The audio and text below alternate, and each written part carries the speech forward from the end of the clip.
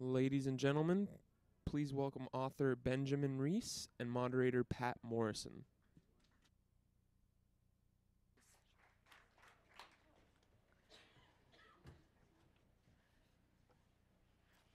Okay, everybody wake up. Am I So, on? Am I on? He's on Good. and he's awake. So, So you think. if he can do this in his sleep, he's much better at this than I am. I was telling somebody earlier that I think the only American who profitably overslept was Rip Van Winkle, who went to sleep during George III's reign and woke up during George Washington I's reign here. But this book is an astonishing account for me of how industrialization and technology have changed human nature. We know they do that in a lot of ways. You know, our whole the way we reproduce in a lot of ways, apart from the basic method, has been altered and amended and improved by technology.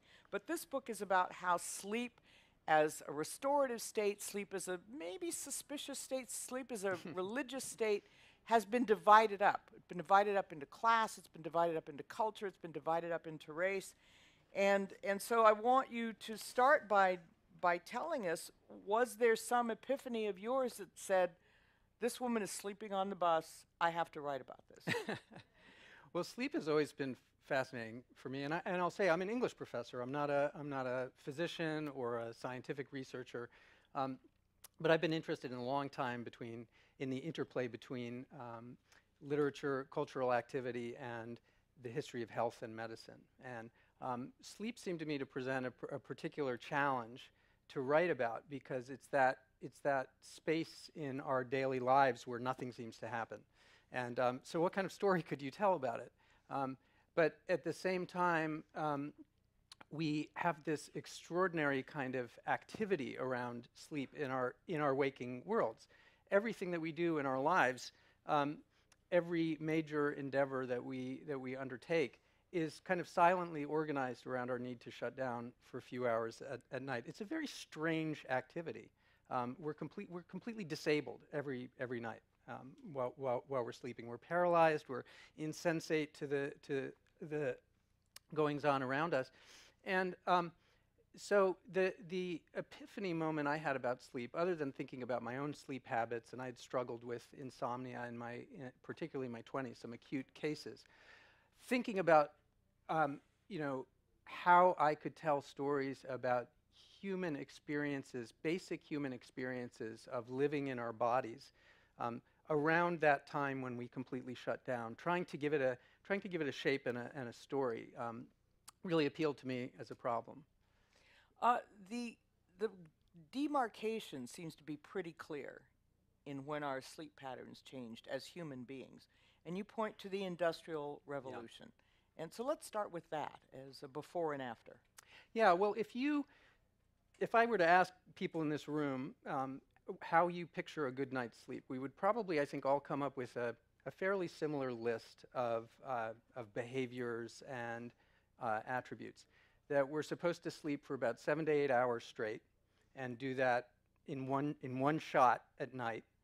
That we're supposed to sleep in a private, sealed-off room that's largely noise-free and distraction-free. We're supposed to do it very regularly, with almost ritualistic regularity. Same time every night, regardless of season or the weather outside. And inculcating these very strong habits around sleep are understood as central to a healthy practice of sleep, and that we're supposed to parcel each other out within families so that everybody has their own room and their own space, and that's in some ways the weirdest one. But what I realized as I started to do historical research and look at the ethnographic record of sleeping in different cultures is that almost nobody slept according to any of those rules before around the 19th century. They are all quite recent inventions. And if we don't sleep in any of those particular ways, we're made to feel that there's something wrong with our sleep. We consult a doctor, or there's some taboo if we're, say, sleeping with our children. But these are all, in a way, byproducts of the Industrial Revolution, understood as a large series of forces that change the way we move through time and space. Now, this industrial revolution means that we had factories that started needing people to show up at a certain time, and then you had to regulate your schedule according to that, versus an agrarian society where you live by the seasons. And depending on where you live, that could be very long nights of sleep. That's right. Well, sleep is regulated by basically two systems within us, and the changing work patterns from the 19th century onward really messed up both of them. So it's not your fault. It's not your fault, right. First we have a circadian system, and that's the internal timekeeper that is responsive to changes in light and darkness.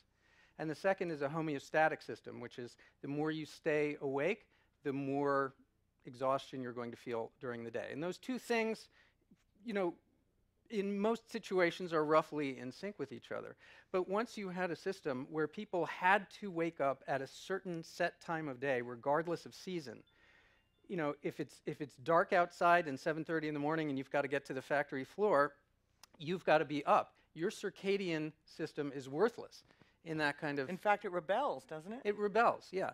And so industrialists through the 19th century and the 20th century actually underwrote most of the first wave of important research on sleep, because they understood that the patterns of work that they were trying to enforce on the factory floor and elsewhere didn't quite fit their workers' bodies. And so they wanted to understand the mechanisms behind sleep in order to better manipulate them. And so when we brought in the clock, the electric light bulb, all of those things enforced upon us for business reasons, essentially, in contradiction of what we would ordinarily be doing. Yeah, clocks have been around for a long time, for thousands of years, going back to sundials But they didn't in yell ancient at Egypt. you. So they didn't yell at you, right? And they didn't, as some of them do now, they didn't cause your bed to vibrate so that you are almost thrown out of bed. We resort to these extraordinary means to yoke ourselves to some kind of notion. And it's not just people who work in factories, because so much of society organized itself around factory time. Railroads being built through the 19th century demanded a kind of punctuality that was in sync with factory delivery and so on. Schools for children, as more work was done outside of the home, children were sent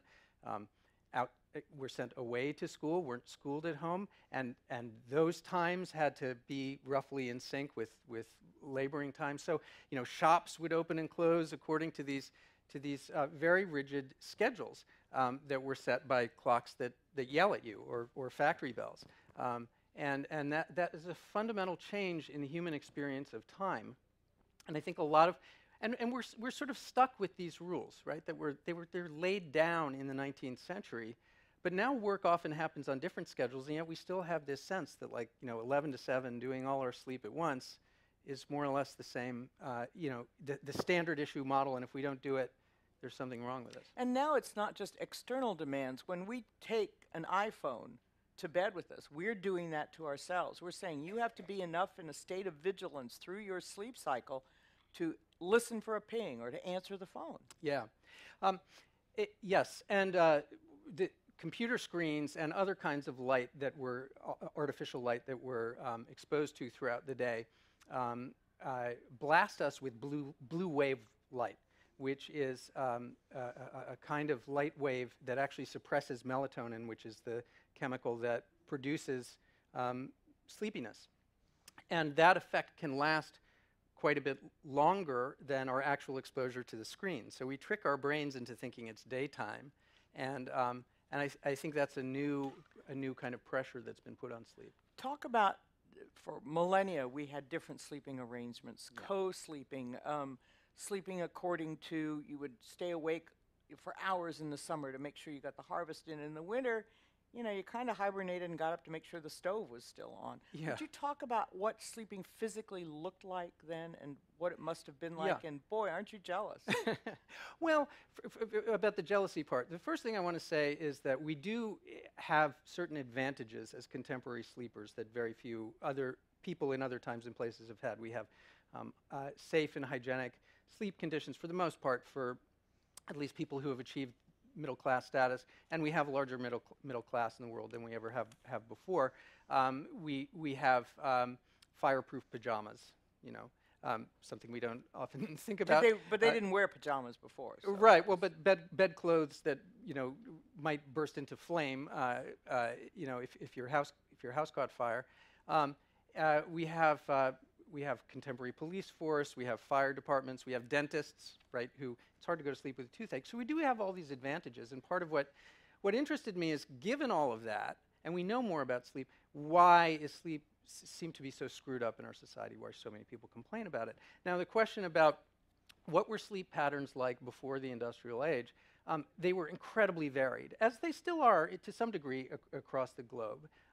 There's no one set default sleep pattern, and in some ways, what I've been able to understand about sleep and human evolution is that humans are wired to have a multiplicity of sleep patterns. Humans used to sleep in groups. When our ancestors descended from the trees about 4 million years ago, they slept in packs in order to protect against new kinds of predators.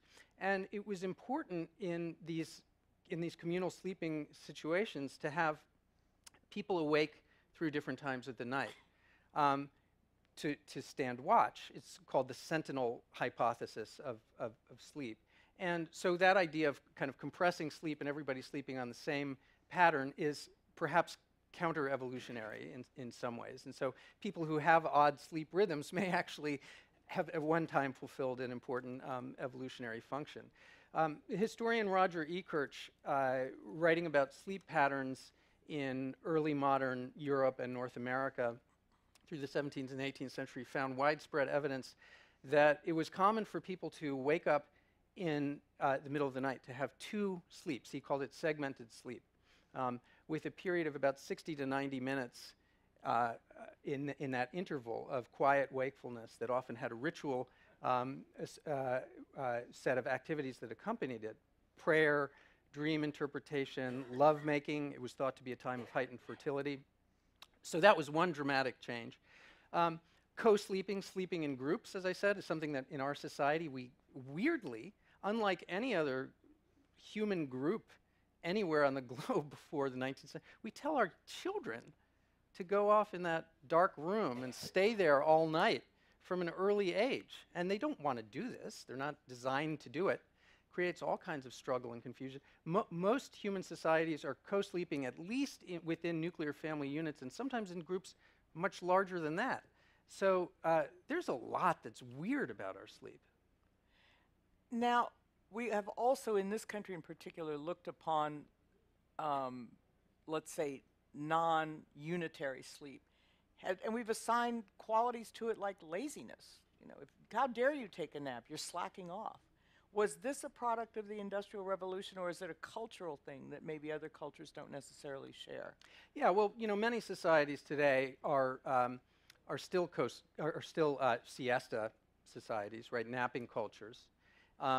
And one thing that's interesting is that in this process of accelerated globalization, the dominant Western model has been exported to a lot of napping cultures, where the idea is that, you know, if we're going to catch up economically with the dominant superpowers, napping is going to be a problem for us. So in Spain and Portugal, government offices now no longer allow space for the siesta, and but napping has made a kind of return in high-tech industries where people are supposed to be. They're already in their pajamas. I mean, Yeah, they're that's right. halfway You come there. to work because you live there, right? So napping increases productivity in a way. So some of these distinctions are getting a little bit blurred right now. But yeah, in our society, the thought of taking a nap, and particularly napping in a public place, is there's a great stigma attached to that.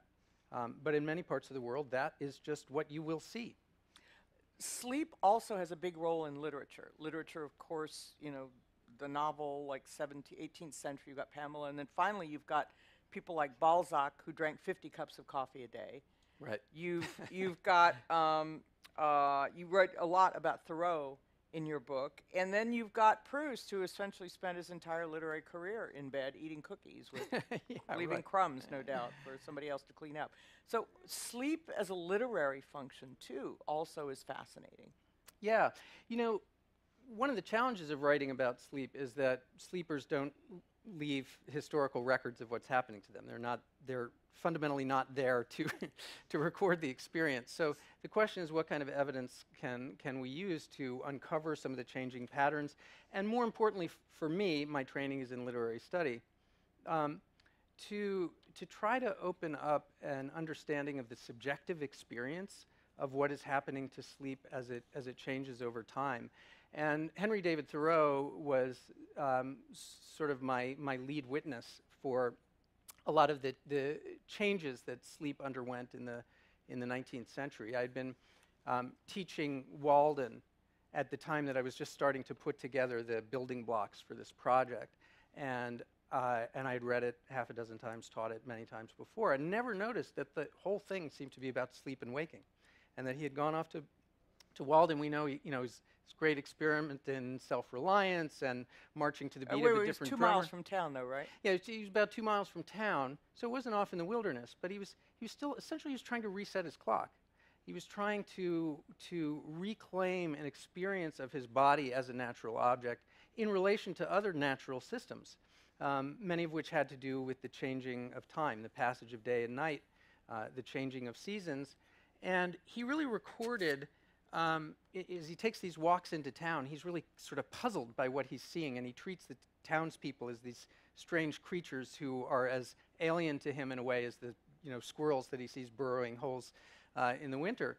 And he wrote about that experience in a way that felt very modern to me as I was reading it, that people were jacked up on coffee, they were in this state of high tension, trying to get to work or to the railroad on time. They were addicted to sensationalized news stories.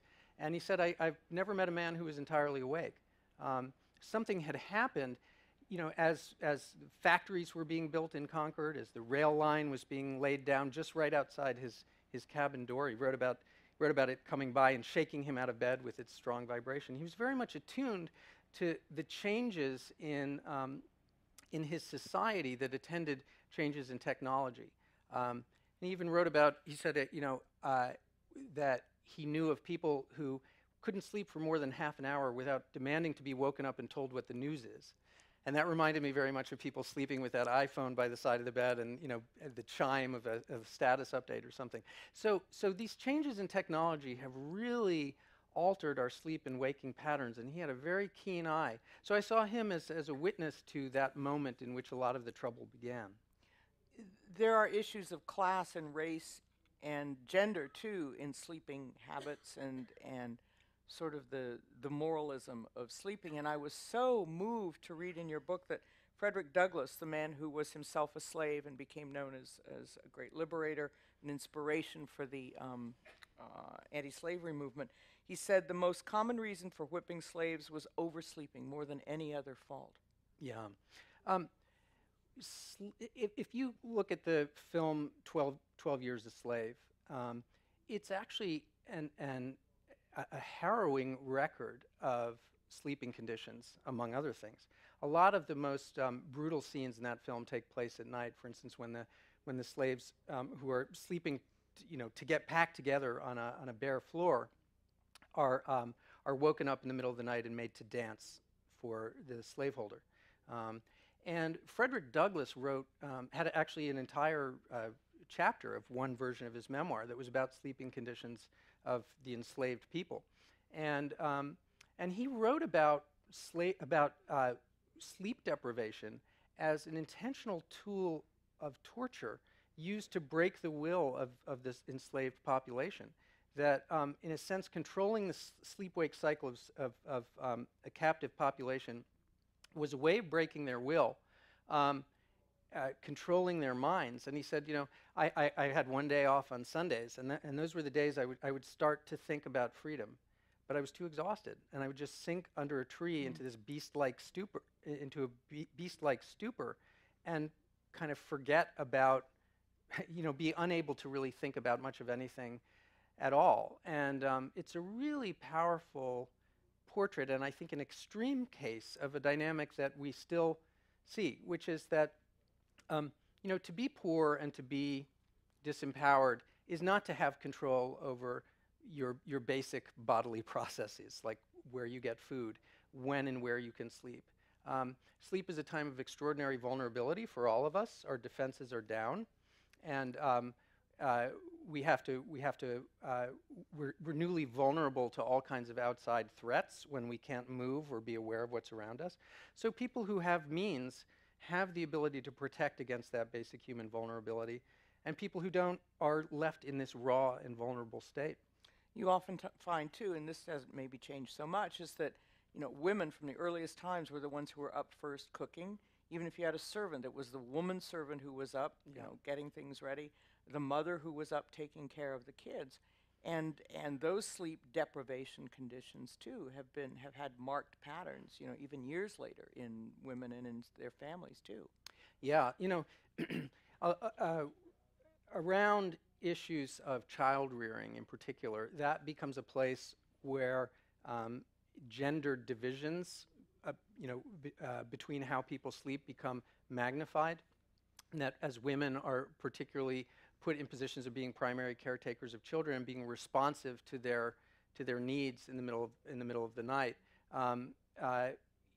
that's one, I think, sort of under-acknowledged factor in the difficulty for working women to kind of re-enter the workforce, is this sleep deprivation that, at least in heterosexual couples, that men are somewhat less subjected to. So there are all kinds of conflicts that can arise around who gets to sleep at what point, and who's really in charge of setting the sleep patterns, and gender is one of those areas. Shakespeare wrote about sleep knitting up the raveled sleeve of care, but there are circumstances in which sleep was seen as dangerous.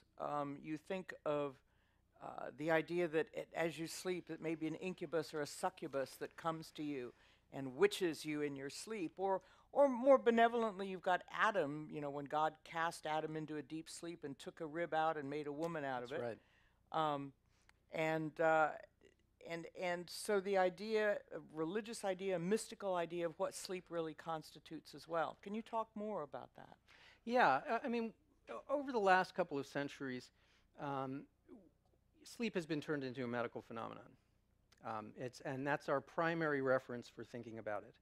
That it's something that it's a matter of health, a matter of, and that when something is wrong, the appropriate authorities to consult are doctors, medical experts. But priests and religious people used to be the authorities over sleep, both in setting ideas about what was appropriate sleep, what was disordered sleep, and in terms of explaining it. And one of my favorite examples of this was in ancient Greece. There were sleep temples that people would go to, and if they were ill, and there were spiritually trained experts who would, create these very comfortable and kind of lavish sleeping arrangements, often, with flower petals strewn about and all kinds of potions and oils to make you feel comfortable. And then when you were awake, you would tell your dream, and the dream would be interpreted as a way of diagnosing what was wrong with you, because the idea was that in your waking state, your thoughts were projected outward into the world, and in the sleeping state, dreams turned the consciousness inward. So your dreams could then sort of peer inside your body and understand what was going on and what was hidden to the eye. I don't know whether it worked or not, but I do think there's something lost when we reduce sleep to a medical phenomenon, something that we kind of tinker with mechanically, and we stop thinking about the magical and spiritual qualities that have every major religion has a really central place for dreaming. And there's one sleep researcher who even had this idea that religion evolved as a response to dreaming, that dreams were this revelation of a hidden world, and that religion was in part an attempt to grapple with these visions. And it's a sort of striking idea. Well, you find when people have religious experiences, the oracle at Delphi. You're in an altered state, and it may resemble sleep, and it may be something else, but it's not full wakefulness. Yeah, and these trance states or in-between states have often been of interest to different religious traditions. I know you have Huguenot background. You were telling me earlier, Huguenots were a mystical Protestant sect that that really valued in the 17th and 18th century. And this is part of why they got kicked out of Europe. They valued these trance states and these kind of irrational. That's my excuse, at least. Yeah. Okay. Well, here, thank you, because you're here with us, or thank Europe for kicking the us out. Huguenots out.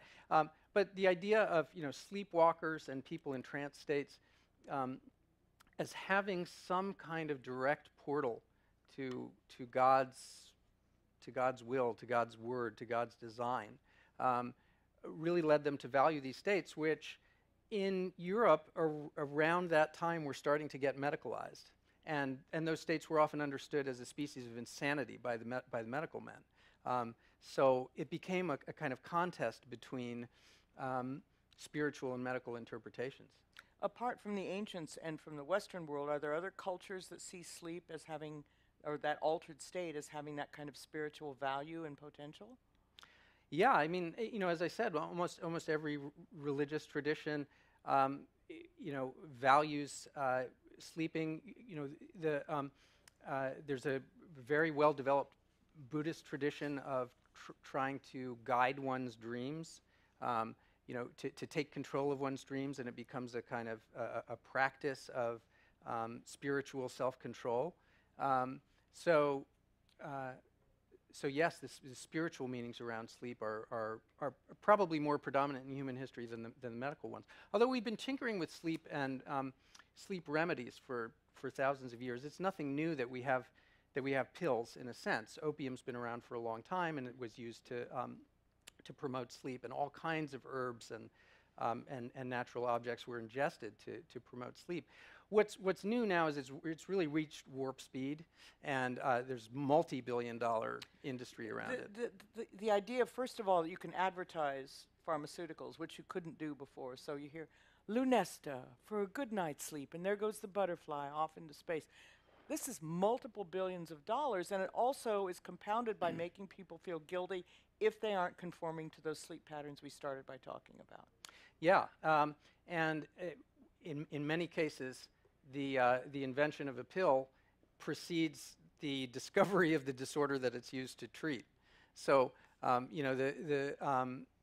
the military has been a big driver of sleep research, particularly pharmaceutical research, because the idea of creating soldiers who would be efficient fighters at strange hours or take long bombing runs without loss of function is really important. And so some of the products that have been developed by the military to promote that have filtered into more widespread use. So Provigil, which is the thing that can extend your wakefulness, your effective wakefulness, for up to 48 hours without loss of function, is now used for such things as workplace shift disorder, which is a new disorder that, it's a very real thing. People working in odd hours, and they need to kind of get themselves into an anti-circadian space in order to perform efficiently. But yeah, sometimes there's a lot of money to be made in this, and I think we do have to follow the money when we're looking at sleep cures and the proliferation. There are over 75 diagnosable sleep disorders, and many of them very, very terrifying and causing a lot of pain and anguish for folks. But the proliferation of sleep clinics, of sleep gadgetry, sleep pharmaceuticals, things you can use to monitor your sleep, wearable devices that'll tell you not only how much you're sleeping, but what your breathing patterns are like, how much you're perspiring, how much you're kicking at night. It gets to be, we're so neurotic about sleep that who can fall asleep anymore with all of this kind of gadgetry Am I around? doing it right? You're lying there thinking, am Yeah, I doing it right? Am I doing it right? Am I doing it right? Oh, I need that thing. I need that thing. But farther down the income level, where you don't have people who can go to doctors or get Fitbits to help them out, these are people who may find their work schedules changed every day, every other day. Tomorrow night you're on the midnight shift. Then the next day you have to be in at 8 a.m. Yeah. Well, I had a very vivid experience of this kind of social divide of sleep. My family, I was living in New Orleans in 2005 with my wife, who's sitting over here. Hi, Deborah. And our 2 young children. And we had recently trained them to go to sleep on the developmentally appropriate, time schedule apart from mommy and daddy, and, everybody's sleeping through the night. And then something came along to disturb it, a little storm called Hurricane Katrina, and we were suddenly all thrown off of our rhythms. We had a frantic 48 hours where we got ourselves to safety, and we wound up in a hotel in Shreveport where we were able to kind of spread ourselves out and 2 rooms get you back wrote, on right? Yeah, it was one of those suites, like a Homewood Suites, where people could be apart from each other and on their own right schedules and so on. And and it seemed very important to us to get those rhythms back. I mean, that's what it meant to have a normal, healthy family, despite the fact, again, as I've said, that nobody ever thought to sleep in this way until about 150 years ago. But it seems crucial to us, even in the midst of a real calamity. But then we turn on our television, and we're watching scenes of devastation and what's left behind in New Orleans, and we see people, disadvantaged people, who hadn't had the opportunity, didn't have a car, didn't have enough funds in the bank to rent a nice hotel room, sprawled out in these open public spaces, whole families kind of huddled together for safety and warmth and psychological security, and just to, because of a sense of danger, and stealing whatever kind of scraps of sleep they could. And that seemed to me a really powerful marker, distinction between how the two halves sleep in our society. And what was even more telling about that to me was, when you think about scenes like that, probably a lot of those families weren't able to sleep by the rules in the first place, even before the storm. Unsafe neighborhoods, as you said, juggling, complicated work schedules, noisy environments, not enough space for families to spread out in the socially sanctioned way. So we really do have some sleep divides in our society that are worth thinking about. Let's take questions from you. Please keep in mind that in his line of work, doctor means PhD, so he's not going to diagnose you. So yes, I will repeat your question, so please direct it to me.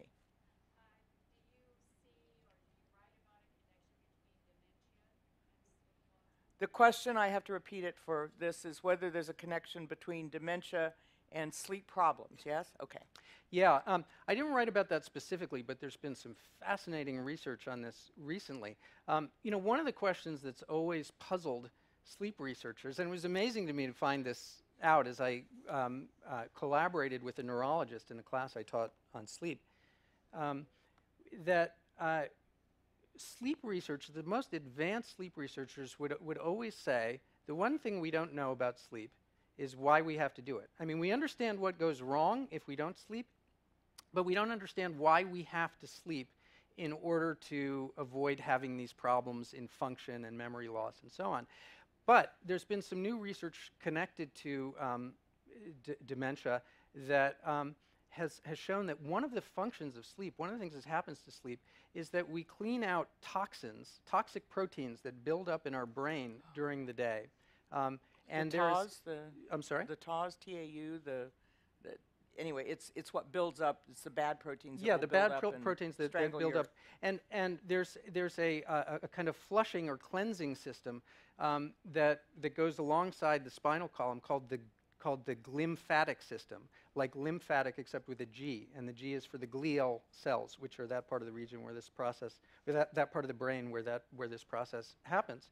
And if our brains aren't properly flushed on a regular basis for an extended period of time, and this happens during deep sleep. We sleep in different phases. And they're all very different from each other and have different functions in our lives. So you can sleep a lot, but if you don't have a lot of deep sleep, you're not going to have this kind of flushing, cleansing process. And if those proteins build up over time, the evidence is that it can lead to dementia in later life.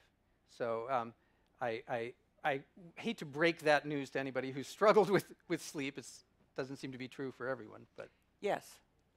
There have been some studies on aging mice and jet lag, showing that too much jet lag can increase the risk of death in aging mice. I mean, Okay. The question is about studies of aging mice and jet lag and the increased likelihood of death because of that association. well, again, I'm not a scientific sleep researcher, so I don't know much about that particular study. I would say it does indicate that aging mice probably shouldn't get on planes very often, or shouldn't change time zones. But there is something called social jet lag too that many of us experience it, and it's what chronobiologists, those who study the relation between time and living organisms, timing systems within living organisms, study. Jet lag, as we know, moving from one time zone to another time zone, has all kinds of effects on our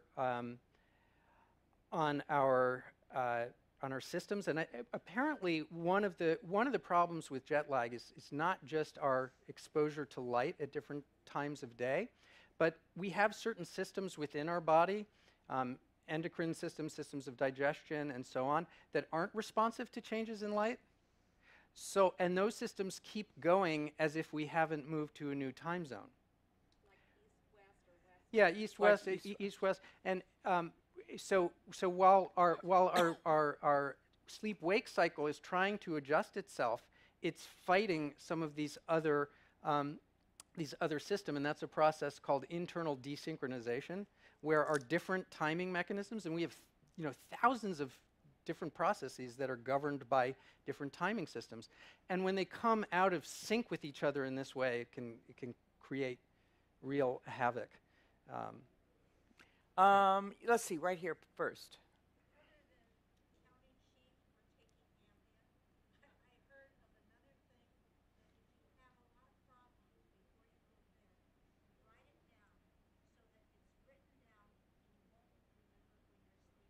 Okay. Okay. let me rephrase. I have to restate every question for the camera back there, which is that apart from Ambien and counting sheep, there's a suggestion about writing down all the things that are troubling you on your mind, and that gets them off your mind before you sleep. Again, this may be a medical question beyond. Yeah, and again, you are a doctor and you're playing one on stage. Well, the thing that the thing that I wanted to do in my book is to make sure I got out of the way of giving too much advice, because there are thousands and thousands of books that you can buy that give you advice. Often they're competing advice, right? And that's part of the problem, is we have so many it's experts. like diet books, all second telling only us- to diet books, right? Is Yeah, sleep exactly, books? right. Yeah, and for the number one complaint that people come to pediatricians with for their children is sleep issues, and that's so. If I were to give you advice about what's the best way to tinker with your sleep, in a sense, I think I'd be feeding the problem that I'm trying to analyze, which is, how have we gotten to this state where we all think there's some secret, some way that we're supposed to do it right? I mean, other basic biological processes, we don't, we may have things that we have to think about, nutrition and so on, but just like basically how to get food in your mouth and get it down doesn't seem to inspire the same kind of difficulty as this process that is common to all living things. And I think the proliferation of expert advice and wisdom does feed into that. So I'm sorry to disappoint. Okay. And right there, please.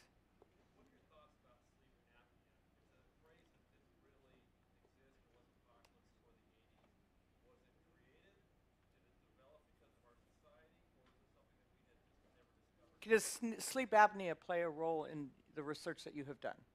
Yeah, well, sleep apnea is now, has for the last 15 or 20 years been the condition that is most frequently diagnosed in sleep clinics. And there are some skeptics who look at that and say, well, that's because the gadgetry that's associated with it is really profitable. And so if you have insomnia, somebody's just going to write you a script for a pill because we don't have expensive products that we can sell. I'm agnostic on the question of, look, I mean, it is a legitimate condition and can cause enormous trouble for a lot of people. Curse? Is that what it was? Or is that a different condition? That's a different condition. It was originally called Pickwickian syndrome after the character in Charles Dickens' Pickwick paper, Fat Boy Joe, who had trouble, who seemed to have obstructed breathing while he slept and was falling asleep in the middle of the day all the time. Let's see. Here, please.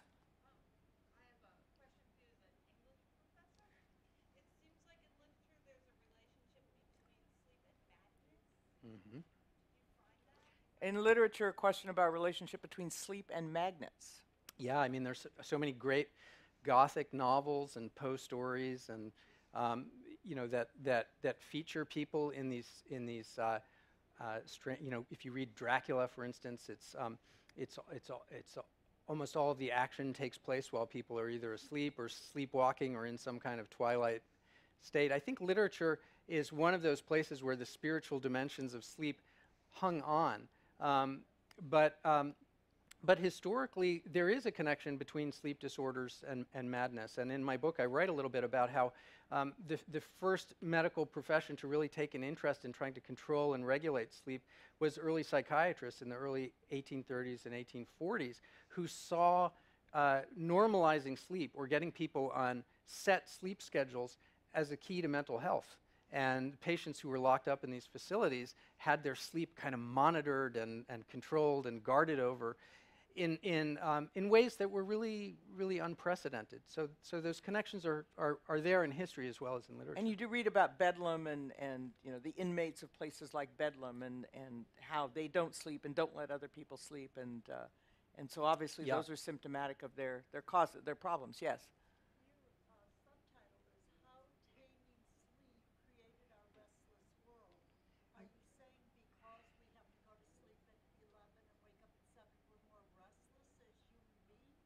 The question is about the subtitle, how taming sleep created our restless world, and whether or not that restlessness is a consequence of this kind of structure. Well, thank you for that question. I would say to a student who asked a question like that, great close reading. What I'm trying to say is, yes, that's part of what I'm trying to say with the subtitle. But it's a more general process. The idea of trying to put sleep under control, to normalize it, to make it fit and conform to our very narrow and rigid expectations, creates restlessness. It creates a sense of struggle around sleep that I think is something very characteristic of our time. Sarah, yes, please.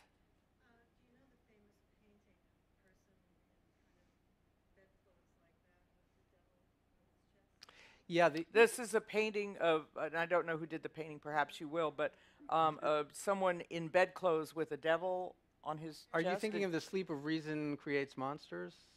No. Oh, yeah. Very quickly, we've got literally a minute left. Okay, the sense of being haunted or demonized in your sleep. I actually think you're referring to a painting by Henry Fuseli. It relates to a condition that you were mentioning about an incubus or a succubus that would visit you in your sleep and haunt you.